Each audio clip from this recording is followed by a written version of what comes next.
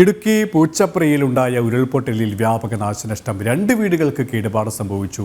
വീട്ടിലുണ്ടായിരുന്നവർ തലനാരിഴയ്ക്കാണ് രക്ഷപ്പെട്ടത്. ഏക്കർ കണക്കിന് കൃഷിയും നശിച്ചിട്ടുണ്ട്.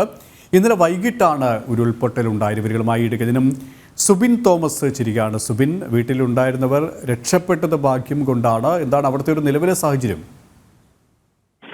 ഇടുക്കി ജില്ലയിലെ ലോ റേഞ്ച് മേഖലയിലായിരുന്നു ഇന്നലെ ശക്തമായ മഴയുണ്ടായിരുന്നത്. ഏകദേശം 4 മണിക്കൂറോളം തോലാതെ മഴ പെയ്തു. ഇതിനിടയിലാണ് ഈ പൂച്ചപ്രയിൽ ഉരുൾപൊട്ടലുണ്ടായത്. അതിന്റെ ഒരു സ്ഥിരീകരണം എത്തിയത് ജില്ലാ ഭരണകൂടം അത് ഉരുൾപൊട്ടൽ എന്ന് സ്ഥിരീകരിച്ചത് അല്പം മുമ്പാണ്. ഇതിൽ വ്യാപക നാശനഷ്ടം ഉണ്ടായി എന്നുള്ളതാണ് നമുക്ക് മനസ്സിലാക്കാൻ സാധിക്കുന്നത്. 2 വീടുകൾക്ക് കേടുപാടുകൾ സംഭവിച്ചിട്ടുണ്ട്. വീട്ടിലുണ്ടായിരുന്നവർ രക്ഷപ്പെട്ടത് തലനാരിഴയ്ക്കാണ്.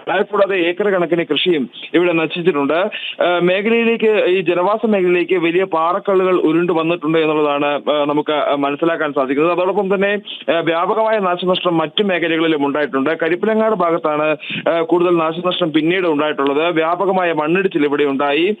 പ്രധാനമായും ഈ പുളിയമ്മല തൊടുപുഴ സംസ്ഥാന പാതയിൽ ആണ് ഈ മണ്ണിടിച്ചിൽ കൂടുതലായിട്ടും ഉണ്ടായിട്ടുള്ളത്.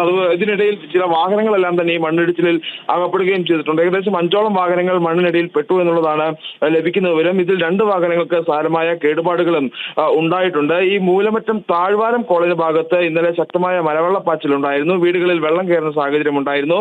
നിലവിൽ ഇപ്പോൾ ഈ മേഖലയിൽ നിന്നെല്ലാം തന്നെ വെള്ളം ഇറങ്ങിയിട്ടുണ്ട്. മരങ്ങൾ ഒടിഞ്ഞു വീണു. ഈ വൈദ്യുതി പോസ്റ്റും അതുപോലെ തന്നെ ഗതാഗതവും താറുമാറാകുന്ന സാഹചര്യമുണ്ടായി. ഇത്തരത്തിൽ നിലവിൽ ഇപ്പോൾ ഈ ഒരു മരങ്ങളെല്ലാം തന്നെ മുറിച്ചു മാറ്റി റോഡിലേക്ക് വീണ മണ്ണ് നീക്കം ചെയ്ത് ഗതാഗതം ഇവിടെ പുനഃസ്ഥാപിച്ചിട്ടുണ്ട്.